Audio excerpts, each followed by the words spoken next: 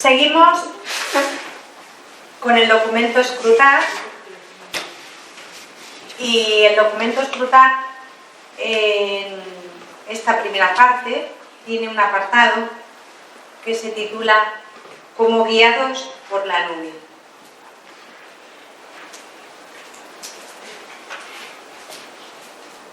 La nube de luz y fuego que guiaba al pueblo, según ritmos que exigían obediencia y vigilancia completa, es para nosotros elocuente. Podemos ver en este signo, como en un espejo, un modelo interpretativo para la vida consagrada de nuestro tiempo. Obediencia y vigilancia son las dos cosas que nos acaban de citar en el texto, ¿no? Obediencia y vigilancia. ¿Qué quiere decir esto? Que para ser guiados por el Espíritu hacen falta dos cosas: obediencia y vigilancia. Sin estas dos cosas nunca avanzaremos o avanzaremos a tientas, con el riesgo de darnos un trompazo, evidentemente. Obediencia y vigilancia. Para estar en la presencia de Dios hacen falta obediencia y vigilancia completas. En realidad, un consagrado no tiene otra cosa que hacer sino permanecer en la presencia de Dios, no tener momentos en que está en la presencia de Dios, sino de manera habitual y continua permanecer en esa presencia. Y para permanecer en la presencia de Dios es absolutamente necesario obediencia y vigilancia completas, no parciales, limitadas, según y cómo, no. Obediencia y vigilancia incondicionales y completas.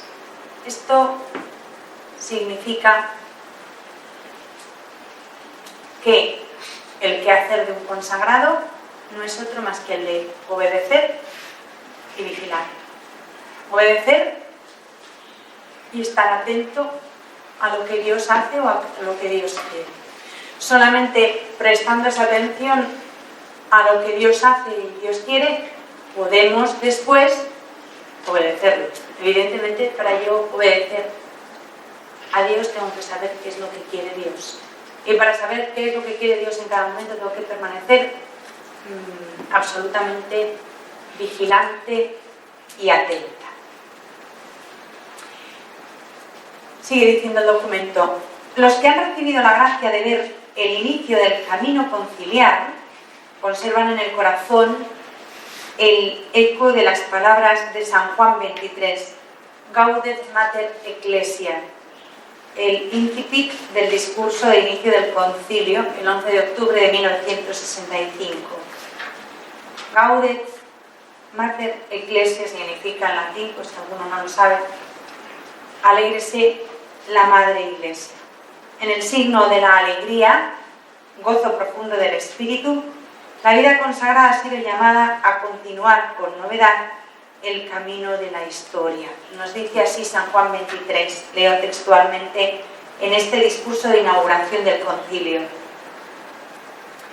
En el presente momento histórico, la providencia nos está llevando a un nuevo orden de relaciones humanas que por obra misma de los hombres, pero más aún por encima de sus mismas intenciones, se encaminan al cumplimiento de planes superiores e inesperados.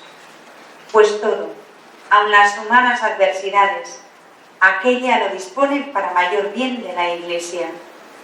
Es necesario, sin embargo, que esta doctrina cierta e inmutable, a la cual se debe prestar una adhesión fiel, venga profundizada y expuesta según nos piden los tiempos actuales. Sigue diciendo San Juan 23, todo esto es del discurso de inauguración del concilio, pero son palabras que tienen gran actualidad en el momento presente, ¿no? Y sigue diciendo: una cosa es la sustancia de la antigua doctrina, el depositum fidei, es decir, las verdades contenidas en nuestra venerable doctrina, y otra, la manera como son anunciadas, teniendo en cuenta que mantengan el mismo sentido y un mismo significado. Se dará gran importancia a este método y, si fuera necesario, aplicarlo con paciencia. Todo esto, hablando de la doctrina conciliar, de igual manera hay que aplicarlo a la vida consagrada. La vida consagrada tiene una esencia que es inalterable e inmutable, pero el modo de vivir la consagración, el modo práctico y concreto de hacer realidad lo que es la consagración, es lo que hay que cambiar, no la sustancia, ¿no? Y hay que cambiar aquello que es preciso cambiar, tampoco hay que cambiar por cambiar a lo tonto, a lo bobo, todo es que el concilio que hay que cambiar, pero habrá que cambiar lo que hoy no tiene sentido, lo que está obsoleto, lo que no conduce a nada, pero cambiar por cambiar tampoco es, ¿no? Que ha habido a veces como una fiebre exagerada de hay que cambiar todo. No, hay que revisar y cambiar aquello que precisa ser cambiado para anunciar el Evangelio a los hombres de hoy de la manera más comprensible y eficaz que se pueda, ¿no? Pero cambiar por cambiar no tiene sentido tampoco. Sobre todo que no es lo que Dios nos ha pedido, ¿no? Lo que Dios nos está pidiendo. Mejor dicho, lo que Dios ha pedido a la Iglesia a través del concilio. San Juan Pablo II ha definido el acontecimiento conciliar como la gran caricia de la que la Iglesia se ha beneficiado en el siglo XX. Con el concilio se nos ha ofrecido una brújula segura para orientarnos en el camino. Por eso es tan importante que leamos los documentos conciliares, los estudiemos, los interioricemos y los hagamos nuestros. Porque los documentos del Concilio Vaticano II son magisterio actualizado de la Iglesia, ¿no? Un magisterio, pues eso, de un concilio ecuménico. Y son para todos, ¿no? Otra cosa es que, bueno, hay cosas más prácticas, menos prácticas, hay cosas que nos atañen más, otras nos atañen menos, ¿no? Pero en realidad toda la doctrina del concilio es importante, al menos conocerlo. No sé, a lo mejor hay asuntos del concilio que no nos afectan tanto como monjas, ¿no? No sé, presbítero en un órdenes, pues bueno, pues afecta más a los presbíteros, evidentemente, que a nosotras, pero no quiere decir que no tengamos que tener un conocimiento general, una visión general de ese documento. El Papa Francisco ha reafirmado que fue una obra hermosa, concilio, del Espíritu Santo. Podemos también afirmarlo para la vida consagrada. Ha sido un paso benéfico de iluminación y discernimiento, de cansancio y grandes alegrías. El de los consagrados, después del concilio, ha sido un verdadero camino de éxodo, tiempo de entusiasmo y de audacia, de invención y fidelidad creativa, pero también de certezas frágiles, de improvisaciones y de desilusiones amargas. El concilio ha sido, desde luego, una gracia de Dios, como acaban de decir los últimos pontífices, una obra hermosa del Espíritu Santo, eso no lo vamos a dudar, pero sí que es verdad que el concilio ha sido para algunos la tapadera perfecta para hacer lo que les ha venido en gana, ¿no? Y es muy triste utilizar las cosas buenas para el mal o para justificar nuestros despropósitos, pues nunca está bien, y menos el concilio, ¿no? O sea, ninguna cosa buena se debe utilizar para el mal, y menos manipularla, y utilizarla como tapadera. Pero bueno, pues el hombre es así, desde que el hombre es hombre, lo ha hecho y lo va a seguir haciendo. Y lo ha hecho con las cosas más sagradas y con las cosas no tan sagradas. Entonces, con el concilio se ha hecho eso mucho.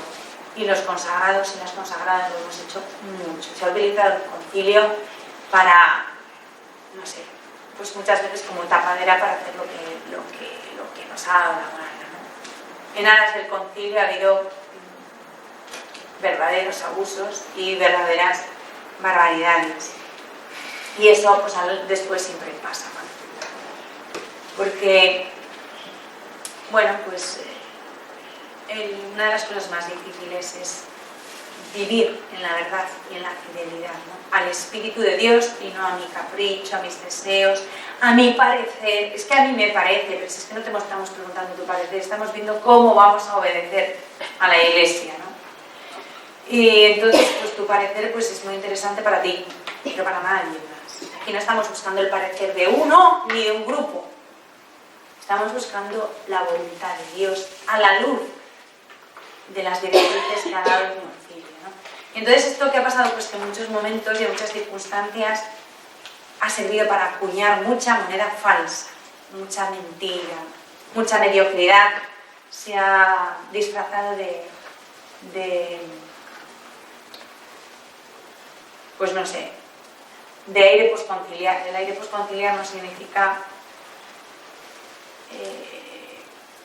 la falsedad, el egoísmo, la permisividad, el hacer cada uno lo que le dé la gana. Eso no es el aire conciliar, eso es la caradura de algunos y de algunas disfrazados o parapetados tras el concilio. El pobre concilio no tiene culpa, ¿no?, de las barbaridades que hacemos a veces.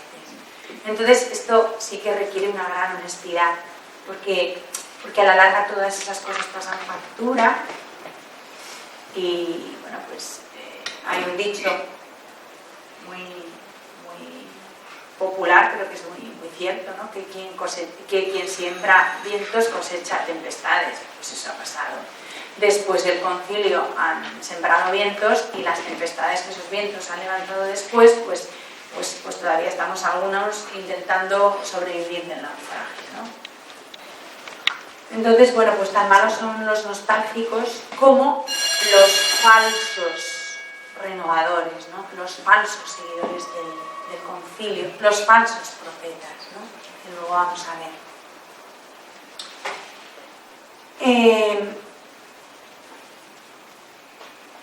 En este éxodo que el posconcilio ha supuesto para la vida consagrada, podemos, dice el documento, reconocer que verdaderamente había un fuego en la nube y que por caminos desconocidos el Señor ha conducido la vida y los proyectos de los consagrados y de las consagradas por los caminos del reino. En los últimos años, el impulso de dicho camino parece haber perdido sus fuerzas.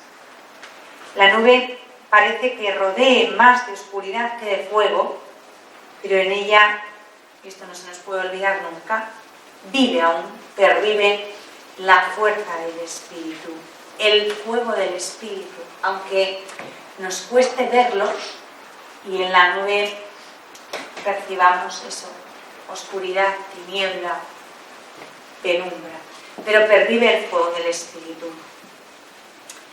Dentro de la nube, dice el documento, no ha faltado jamás la presencia del Señor. Es un fuego llameante de noche, más allá de cualquier oscuridad. Se trata de partir cada vez de nuevo en la fe hacia un viaje desconocido. Confrontar Sabiduría 18:3, como el padre Abraham, que salió sin saber a dónde iba. Es un camino que pide, y esto es lo más difícil, pero es lo más importante, una obediencia y una confianza radicales. Confiar y obedecer. Confiar en quien nos guía, en quien Dios ha puesto para que nos guíe, y obedecer. Una obediencia y una confianza radicales a la que solo la fe consiente el acceso y que en la fe es posible renovar y consolidar. Si no tenemos una fe profunda en la presencia de Dios guiando nuestra vida, nos va a resultar imposible confiar y obedecer. Solamente la fe nos permite acceder a esa confianza radical y a esa obediencia radical también. Y no hay otro camino, No nos engañemos con reflexiones, elucubraciones, juicios, criterios. Todo eso es perder el tiempo y es mentira. Sin una confianza absoluta y una obediencia absoluta e incondicional a la Iglesia no hay nada que hacer. Pero nada significa nada. Es más, nos extraviaremos y moriremos en el desierto. Nunca ayudaremos. Y de hecho ha pasado, ¿no? Ha pasado a muchos consagrados y consagradas que se han perdido en el desierto. Y ha habido en estos años, sobre todo al principio lo que hubo fue una desbandada general, o sea, secularizaciones a porrillo. Y después ya no había secularizaciones porque no ha habido profesiones. Entonces, pues no, ¿cómo se van a ir si no están? Entonces, eso ha pasado. Yo estoy convencida de que la raíz, la causa profunda, no ha sido el espíritu de fuera, que también, bueno, el espíritu del mundo, lo mundano, la sociedad, la paganización. Pues, a ver, puede haber influido, pero la causa última no ha sido esa. La causa última, yo estoy convencida que ha sido la falta de convencimiento y de testimonio de los que están en la vida consagrada. Y a nivel personal ha habido eso. Primero, una desbandada, un montón de gente que se ha ido, y después ya ni siquiera venían, no se iban porque no había nadie. Y a nivel de institutos e instituciones y de carismas, pues ha habido muchísimos institutos, muchísimos monasterios, hay pues que están en vías de extinción o se han extinguido, ¿no? Bueno, pues he dicho una cosa mala, voy a rectificar. Institutos, instituciones, congregaciones, órdenes, monasterios, carismas no, los carismas no se agotan. Los carismas, el Espíritu Santo no le funciona en un sitio, pues va y infunde el carisma a otros y ya está, ¿no? Entonces hay carismas que no pueden faltar en la Iglesia de Dios y no están faltando, están siendo de alguna manera sustituidos por otras realidades de vida consagrada que están dispuestas, que están disponibles, que están abiertas a vivir esos carismas antiguos, además de que el Espíritu Santo sigue suscitando carismas nuevos, ¿no?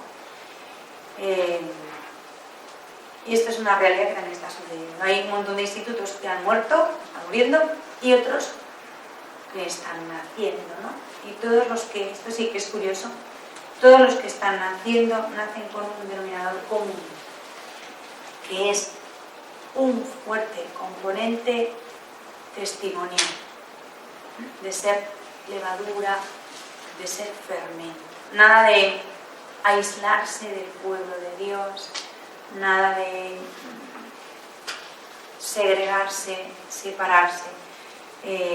No. O sea, yo voy viendo que el denominador común de los nuevos institutos es vivir con intensidad, vivir principalmente, pero marcando una distancia con el pueblo de Dios, pues porque el consagrado es diferente, ¿no?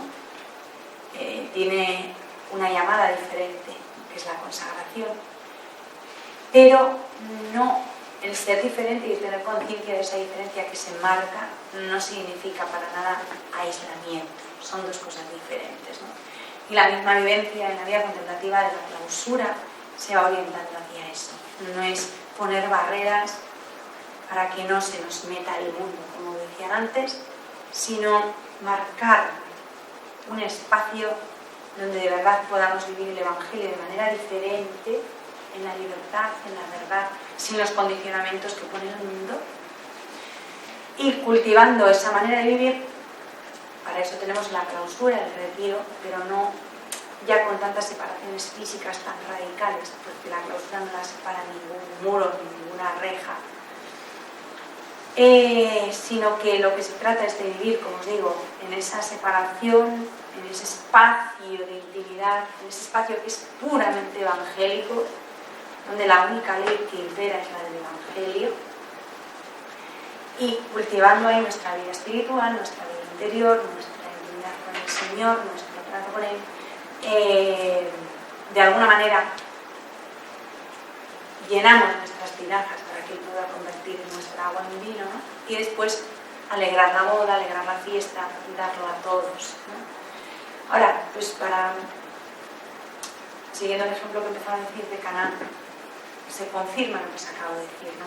En Caná hubo dos cosas importantes: la vigilancia y la obediencia, ¿no? Y siempre la Virgen es la garante, ¿no?, de estas dos cosas. La vigilancia porque ella fue la que se enteró de lo que pasaba. Los demás estaban cada una a su bola, los sirvientes rascándose la cabeza y diciendo esto se ha acabado, los novios agobiados y los de la fiesta festejando, pero nadie ella es la que con una mirada profunda y perspicaz capta el problema y hace lo más bonito que hace siempre la Virgen, que es ir a Jesús y decirle: oye, pasa esto, ¿no?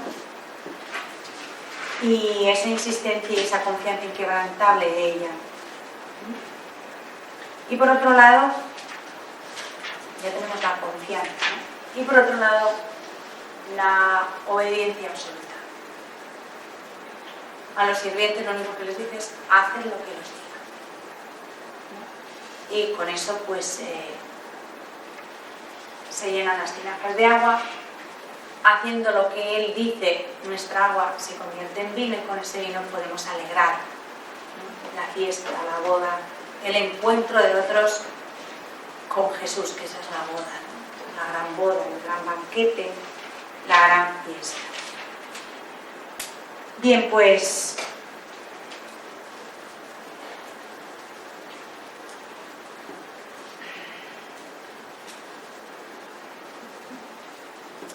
con esto, con esta obediencia y esta confianza radicales, pasaríamos al siguiente punto del documento, que se titula Memoria viva del Éxodo.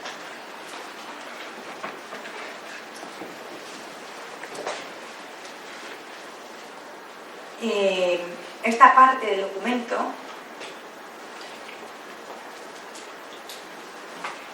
en esta edición que yo tengo de San Pablo ocupa las páginas 22 a 28 y yo recomiendo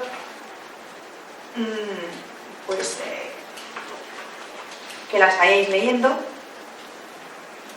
porque son páginas en que, a ver, están muy bien redactadas, no le voy a decir yo a nadie que no estén bien, pero son una relación de hechos y esos hechos, pues es como que primero pasó esto, después pasó lo otro, después pasó lo siguiente y al final es un poco, esas páginas 22 a 28 son una relación de hechos que fueron sucediendo y son un poco, perdóname la expresión, rollo. Son hechos históricos que tuvieron lugar así y en el documento nos lo relacionan, ¿no? Hacen una relación de los mismos. Entonces yo he tomado de todas estas páginas solo algunos párrafos que me parecen interesantes para comentarlos, porque el resto lo único que me permitía era copiarlos literalmente y la verdad, copiarme medio libro pues no le veía yo mucha gracia, ¿no? Ni mucha razón de ser. Lumen Gentium, que digo que es un documento conciliar, dedica todo el capítulo 6 a los religiosos, porque esta es otra historia. Los religiosos dicen: nosotros leemos Perfecte Caritatis, y el resto de los documentos, pero el documento de la vida consagrada en los documentos del concilio es Perfecte Caritatis. Sí, pero es que hay otras partes de otros documentos que hacen clara referencia a la vida consagrada. Uno de ellos es el capítulo 6 de Lumen Gentium. Y en Lumen Gentium, después de afirmar el principio teológico de la vocación universal a la santidad, esto nos parece obvio, pero cuando se empezó el concilio no era tan obvio, y cuando concluyó y se publicó Lumen Gentium, mucha gente se sorprendió, que no habían leído el Evangelio de ser santos, estoy convencida. Bueno, pues después de afirmar el principio teológico de la vocación universal a la santidad, la Iglesia reconoce entre los múltiples caminos de santidad el don de la vida consagrada, recibido del Señor y conservado desde siempre con su gracia. Es la primera vez que un concilio ecuménico reconoce de esta manera la vida consagrada y la valora. Hasta el Concilio Vaticano II éramos las monjitas y los frailecitos. Y la sopa boba y no sé qué cosas más. Hasta el Concilio Vaticano II es la primera vez que un concilio ecuménico reconoce la vida consagrada como parte integrante, fundamental del cuerpo místico y como un don recibido del Señor directamente. No es que un día a uno se les ocurrió, se pusieron a vivir juntos e inventaron una vida consagrada. No. Sino que la vida consagrada como tal es un don recibido de Jesús mismo. La raíz bautismal de la consagración en las enseñanzas de Pablo VI se pone de relieve en la alegría, mientras se indica el estilo de vida vivido en sequela Christi, en el seguimiento de Cristo, como permanente y eficaz representación de la forma de existencia que el Hijo de Dios ha abrazado en su forma terrena. La vida consagrada refleja, hace eco, imita la vida que Jesús escogió para sí cuando estuvo en este mundo. Dejar padre, madre, vivir la pobreza, la castidad, la obediencia, vida fraterna, vivir el Evangelio, anunciar la palabra, orar, socorrer a los pobres. En la vida de Jesús hay un montón de facetas que la vida consagrada ha adoptado y el concilio recuerda y deja claro esto, ¿no? Que la vida consagrada es seguimiento de Cristo y que es el modo de vida que Él escogió para sí. La vida consagrada, en definitiva, viene propuesta como un signo para el pueblo de Dios en el desempeño de la común vocación cristiana y manifestación de la gracia del Señor resucitado y de la presencia y potencia del Espíritu Santo que obra maravillas en la Iglesia. Por primera vez en los trabajos de un concilio ecuménico, la vida consagrada, como acabo de decir, ha sido identificada como parte viva y fecunda de la vida de comunión y de santidad de la Iglesia, y no como un ámbito simplemente necesitado de decretos de reforma, sino parte viva y fecunda de la vida de comunión y de santidad de la Iglesia. El decreto Perfecte Caritatis resuena de manera unívoca la radicalidad de la llamada. Dice Perfecte Caritatis en el número 2: como quieran que la última norma de vida religiosa es el seguimiento de Cristo, tal como lo propone el Evangelio, todos los institutos han de tenerla como norma suprema. Y aquí es donde tantas veces nos caemos con todo el equipo. Porque claro, viene la gran pregunta que yo os hago a vosotras y a mí, y a nuestro instituto, y a quien tenga ganas de escucharlo. Sí, porque no es una pregunta agradable, porque mete el dedo en la llaga, ¿no? El dedo en el ojo. Ay, que me mete el dedo en el ojo, pues para ver si no sabe. Es el Evangelio la norma suprema de nuestras comunidades. No es que nuestras constituciones, nuestras reglas, que no he preguntado eso. Es el Evangelio la norma suprema de mi vida, de mi comunidad, de nuestras comunidades. Porque al fin y al cabo esta es la pregunta clave. Y de ahí vienen todos los descalabros. ¿Se vive el Evangelio o no se vive el Evangelio? No, pero es que yo soy muy observante, cumplo el horario, vivo bien las constituciones, que a mí no me importa eso. También que cumplas el horario, yo no digo nada contra el horario. Pero de verdad, el ambiente que se respira en tu comunidad y en tu entorno, el ambiente que tú generas en tu entorno, en torno a ti, es evangélico. Las bienaventuranzas son lo principal en tu vida. O cumples perfectamente, como dices, todas las normas de tu regla, de tus constituciones, pero sin el Evangelio, con lo cual eres un perfecto funcionario, pero no un religioso. O sea, lo más importante es no anteponer nada, como dice la regla de San Benito, al amor de Cristo, o sea, al Evangelio. Y esa es la gran pregunta, ¿no? que nos tenemos que hacer vosotras y yo y todos los consagrados. De verdad, mi vida es un seguimiento evangélico de Jesucristo.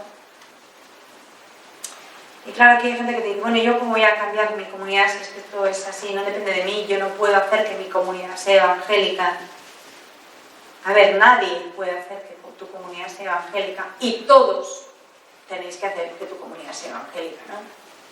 Yo sola no puedo, ¿no? Pero si tú en tu entorno creas un ambiente evangélico y cada uno de los miembros de tu comunidad en su entorno así, crea un ambiente y una actitud y una atmósfera evangélica, pues al final la comunidad será evangélica, esto es evidente, ¿no?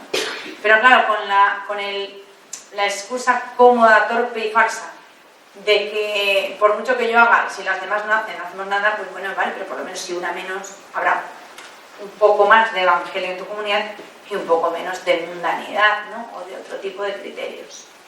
Esta es la gran pregunta, de verdad, la vida de nuestras comunidades, independientemente del carisma, del horario, del hábito y de lo que hagan.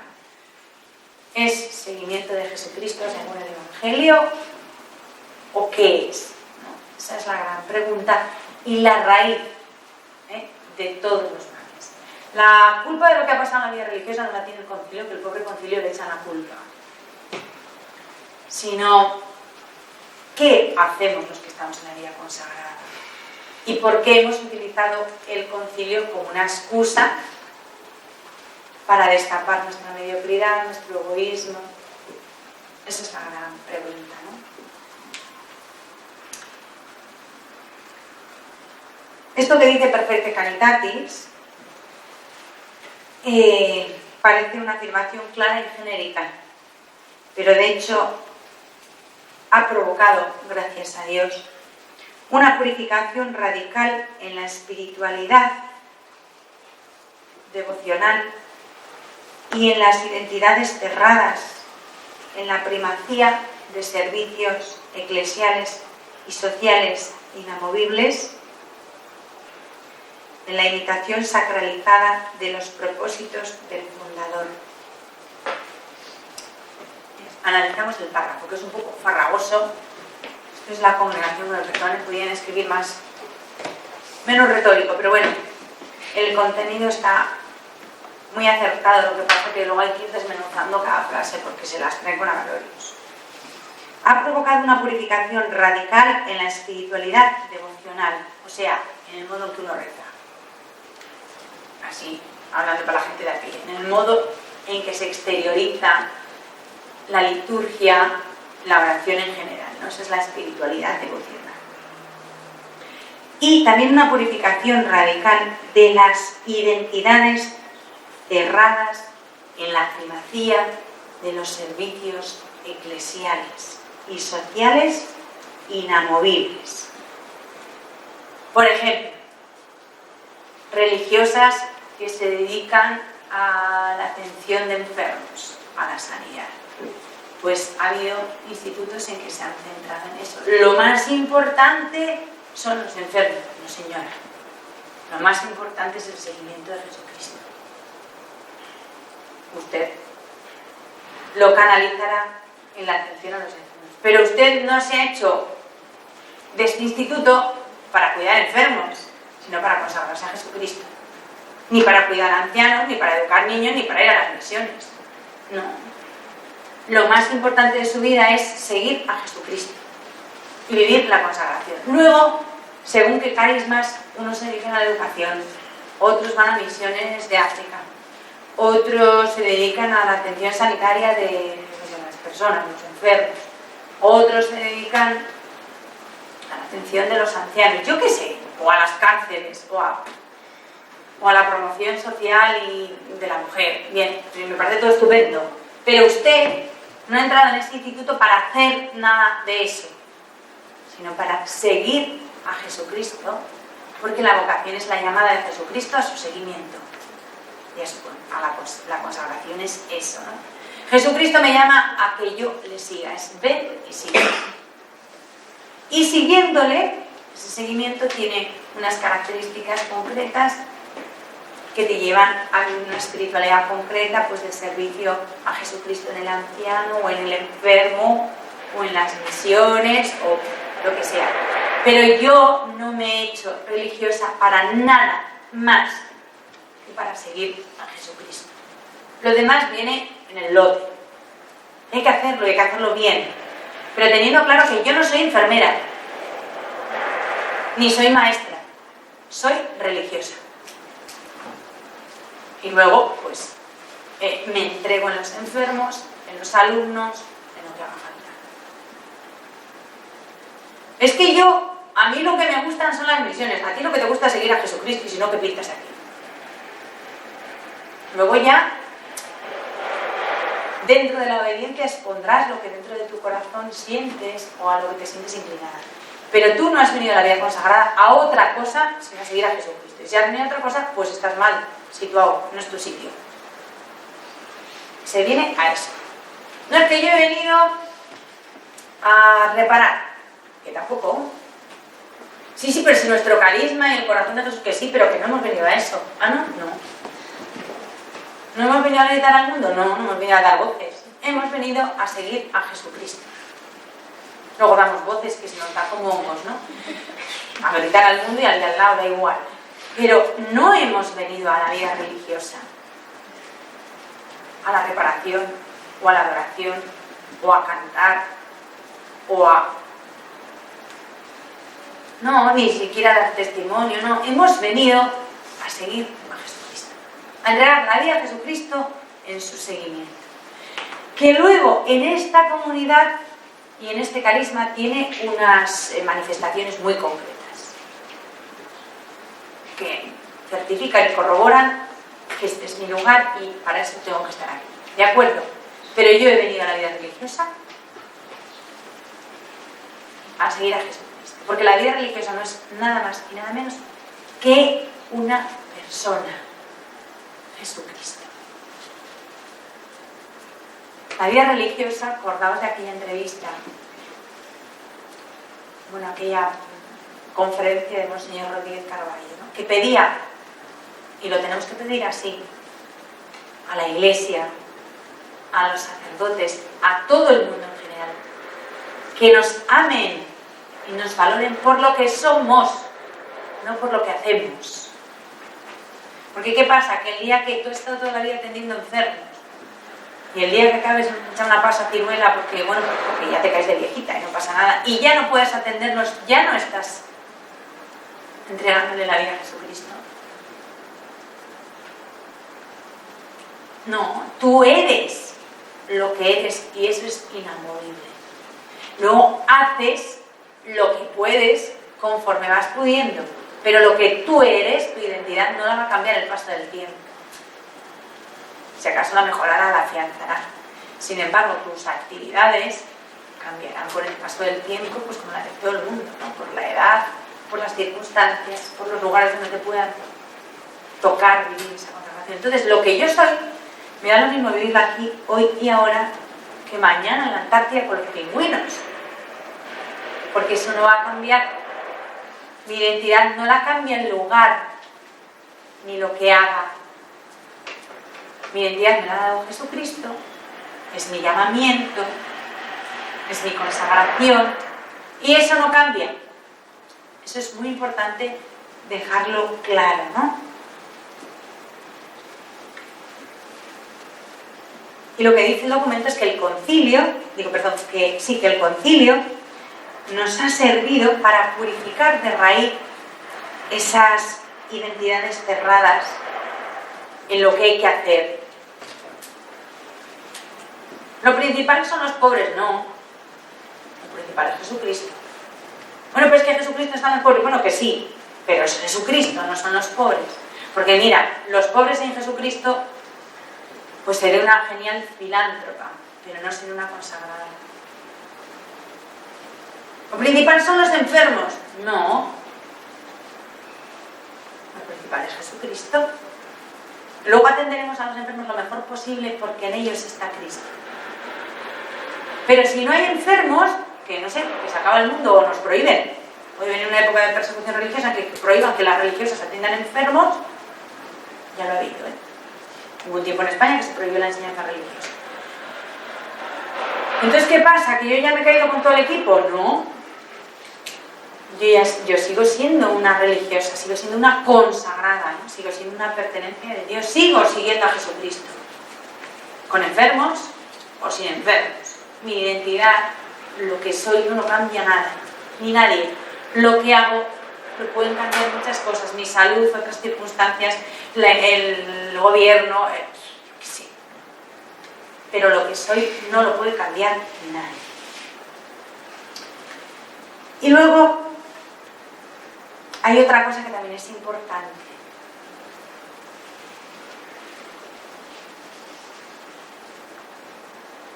Lo que los fundadores querían. Menudo follón ha habido con eso. Nosotras, con la pobre Santa Teresa, lo que no sé cómo nos ha bajado del cielo y nos ha dado un cartazo en la cabeza. Porque si la Santa Madre viviera, nos habría hecho una bronca a todos de kilo y cuarto, ¿no? Por obtusos. Es que la Santa Madre era una mujer que, y por eso Santa, que era normal. Y tenía un sentido común impresionante. Y como tenía un sentido común impresionante, tenía un sentido sobrenatural impresionante. Porque va todo ligado, ¿sabéis? A la gente que no tiene sentido común, Dios no le da grandes gracias. A los piraos nunca, que no la malgasta. O sea, hay que tener sentido común para que el Espíritu Santo infunda la gracia. A un chalao que, pobre, no tiene culpa, pero va a malgastar la gracia, pues no se dilapida el don de Dios. Entonces, Dios da sus gracias a personas con mucho sentido común. Y la Santa Madre, que recibió gracias impresionantes, tenía un sentido común pues en proporción a las gracias que recibió. Entonces ella, con muy buen juicio y muy buen criterio, hizo las cosas normales. Si algo llamó la atención de las descalzas, en su momento, es que eran como muy normalitas. Se vestían como la gente normal, comían en una vajilla como la gente normal de entonces, dormían como la gente normal de entonces y hacían las cosas que hacía la gente humilde, sencilla de entonces. No hacían cosas raras. No, nunca las hicieron. El problema es que si nos empeñamos en permanecer haciendo las cosas que entonces eran normales 5 siglos después, porque claro, 5 siglos después lo que antes era normal ahora ya es raro. Ah, entonces para ser hija de Santa Teresa hay que ser rara. No, hay que ser normal. ¿Así? Sí. Pues yo creí que las hijas de Santa Teresa de verdad hacían cosas así un poco medievales, estrambóticas, raras. No, eso no son hijas de Santa Teresa, son una pata de raras que han escogido a Santa Teresa por patrona y que hacen la pobre Santa Teresa. Pero no, una hija de Santa Teresa de verdad usa el sentido común y hace cosas normales, como su Santa Madre las hizo. Porque por imitar a Jesucristo no entró en Ávila montada en una borriquilla, ni la recibieron con palmas.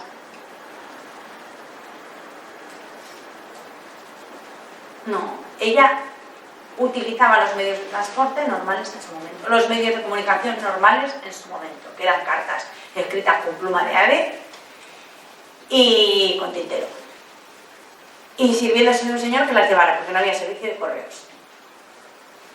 Ella hacía lo que era normal en su tiempo y utilizaba cacharros de barro porque eran los normales en su tiempo. La gente sencilla, el pueblo llano, utilizaba cacharros de barro porque era lo más barato.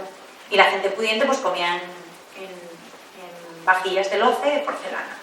Y la gente de a pie pues usaba el barro, que era lo barato. Entonces ella utilizaba lo normal de la gente normal. No hizo cosas raras. Esto es muy importante tenerlo en cuenta. para cualquier carisma, que es que no hay que hacer que el fundador hacía, pero vamos a ver, ¿en qué siglo vio el fundador? Pues menos mal que no vivió en el Paleolítico, si no, todos a la cabeza haciendo fuego con el palito. No, hombre, no. Es que el fundador hacía lo que se hacía en su tiempo, digo yo. O era un nostálgico del Paleolítico, pues hacía cosas raras, no. Pues yo no sé de otros fundadores, pero sí que sé que Santa Teresa no hacía cosas raras, hacía las cosas normales de una mujer sencilla y vivía en una pobreza pues normal, sencilla, humilde, no miseria tampoco. Y luego que ya lo decía, que la pobreza es solemnidad, o sea, sí. No es que ayunaba mucho, no es que ayunaba mucho por amor a ayuno, que muchos días no había, ella lo dice. Entonces iban al refectorio y comían lo que había, si había. Y si había, es que ayunaba mucho, no es que ayunara, es que había que ayunar sí o sí, porque no había más. Entonces no se iba a pegar un tiro ni suicidarse. Vivía con sencillez y naturalidad lo que la providencia iba disponiendo. Esta era Santa Teresa, que era normal. En muchas cosas no fue normal, fue avanzada, fue pionera. Por ejemplo, sabía leer y escribir y exigía que sus monjas leyeran y escribieran. Eso era ser posmoderna, porque el sentir general en el siglo XVI es que las mujeres no tenían ninguna necesidad ni de leer ni de escribir. ¿Para qué? O sea, el sentir general, ¿Para qué necesita una mujer leer y escribir? Y ella dijo, pues yo quiero que lean y escriban. Toma ya. Esto es así, ¿no? Entonces, rarezas, incumplimientos, ñoñeces, censuras absurdas, no tienen ningún sentido.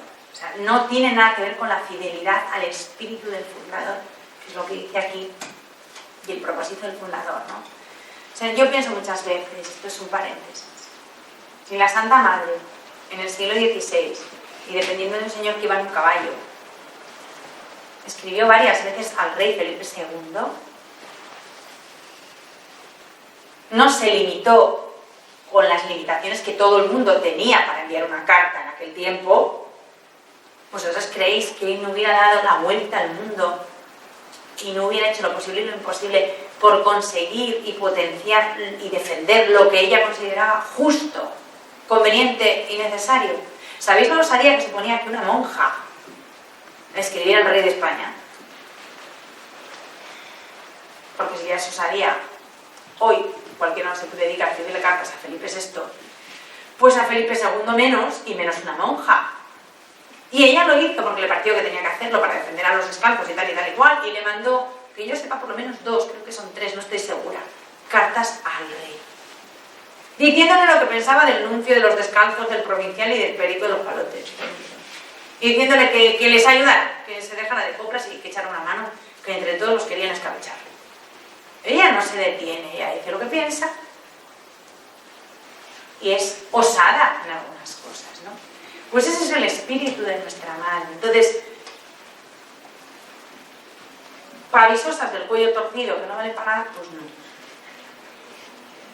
Una hija de Santa Teresa no puede ser una persona apocada, ñoña, metida en un rincón, ¿qué van a decir? ¿Qué van a pensar? No me quiero meter en líos.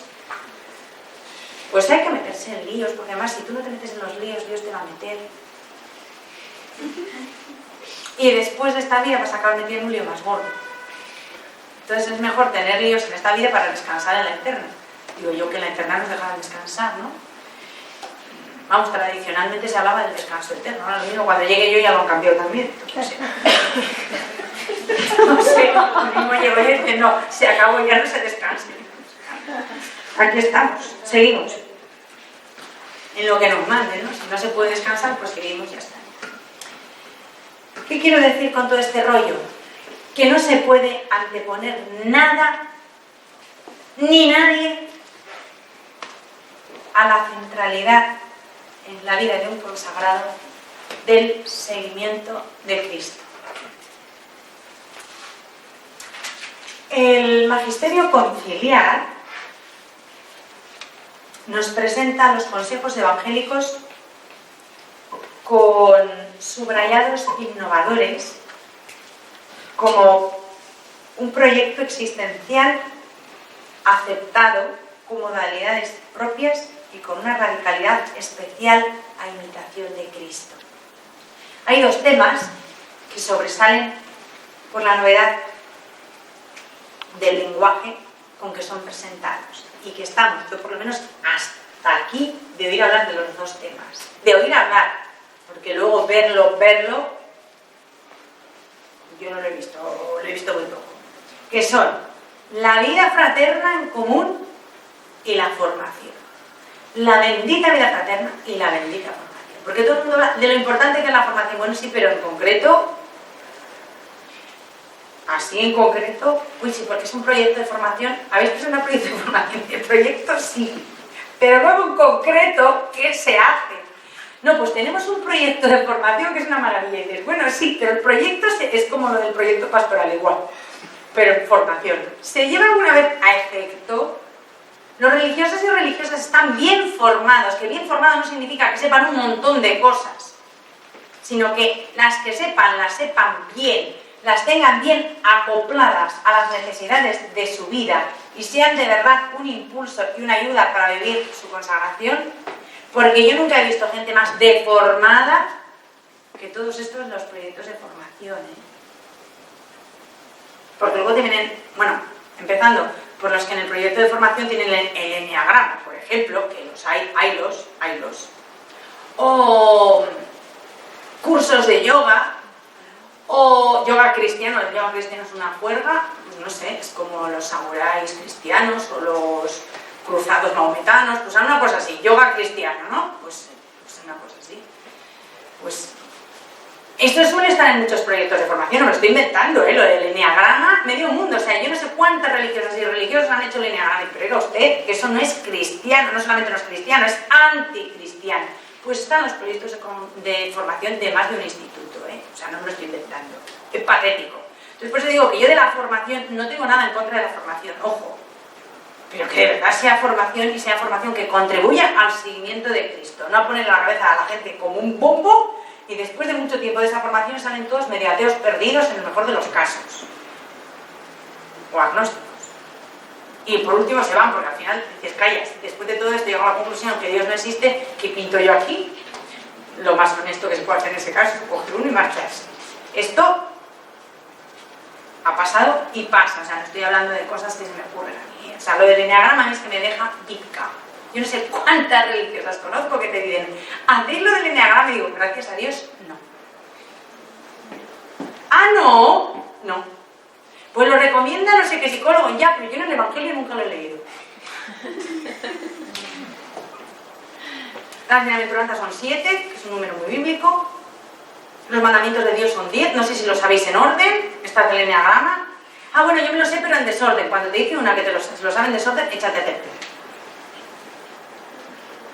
El cuarto mandamiento te dicen, el cuarto mandamiento, ¿cuál es el cuarto mandamiento? Es que como no me lo sé en orden, una vez se me ocurrió decir, esto no es chufla, hay que anteponer el primer mandamiento al cuarto siempre. Y varias personas se quedaron en stand-by, porque como no sabían cuál era el primero y cuál era el cuarto, se perdieron en lo que yo estaba diciendo. Entonces vi la cara de interrogación y dije, el primer mandamiento, que como sabéis, o sea, como no sabéis, pero bueno, hay que ser caritativo, el primer mandamiento, que como sabéis, es amar a Dios sobre todas las cosas, hay que anteponerlo siempre al cuarto, que como también sabéis, es honrar padre y madre. Y dijeron, ya, ahora ya. Pues todos esos han hecho el enneagrama.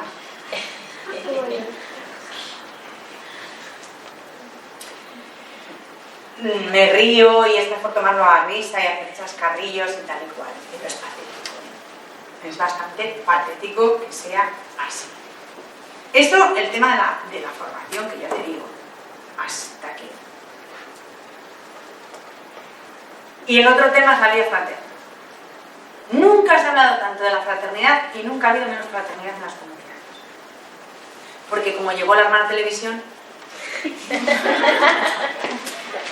confraternizan con el locutor de las noticias. La hermana televisión en comunidad, oye, es la que más voz tiene. Una cosa, además, bueno, pues como eso, hay muchas otras cosas, ¿no? Que yo no digo nada, pero que quiero decir que muchas veces se ha deformado nos hemos reducido a veces, nos hemos conducido a un individualismo brutal, que no estamos aquí para juzgar, sino para examinarnos y para tener cuidado, porque vamos a ver, hay que aprender de los tropezones ajenos, no es nosotros tropezar en el mismo sitio y darnos el mismo tortazo.